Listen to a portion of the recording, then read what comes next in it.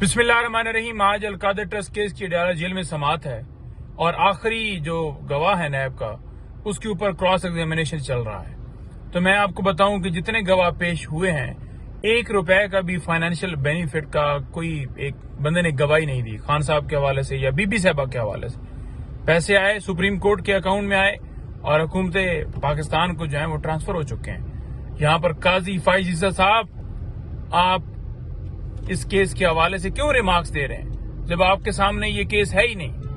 आपने रिमार्क्स देकर असरअंदाज हुए हैं आप इस केस के ऊपर, क्योंकि जब आपके पास अलकादर ट्रस्ट केस होता आप कोई बात करते तो फिर है, लेकिन आपके पास तो ये केस था ही नहीं। आपने किसी और केस में इसके ऊपर जो असरअंदाज होने का काम किया है, हम इस बात की पुरजोर मजम्मत करते हैं।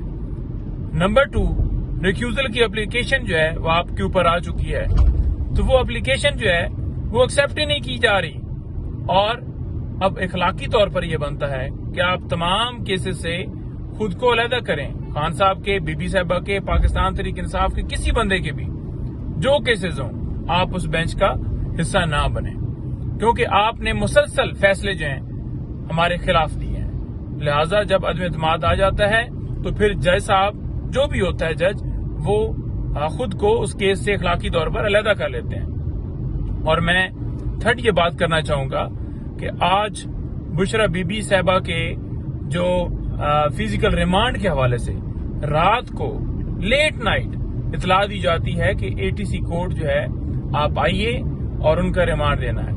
मैं आपके सामने वाज़ेह करना चाहता हूं कि 1 साल के बाद इनको ये ख्याल आ गया कि उनको इन मुकदमात में, 9 मई के मुकदमात में नामजद किया जाए। आपने गैर इखलाकी तौर पर जितने केसेस बना लिए, चाहे वो इद्दत केस हो, चाहे अलकादर हो, चाहे तोशाखाना हो, और अब आप इतने गिर चुके हैं कि आपने इद्दत केस के बाद अब 9 मई के केसेस के अंदर भी उन्हें नॉमिनेट किया है। आपको 1 साल जो है वो ख्याल नहीं आया, आपको 1 साल जो है वो खबर नहीं आई। आप कहाँ थे? आपने क्यों नहीं उन्हें जो है वो उस वक्त जो है वो किसी में नॉमिनेट किया?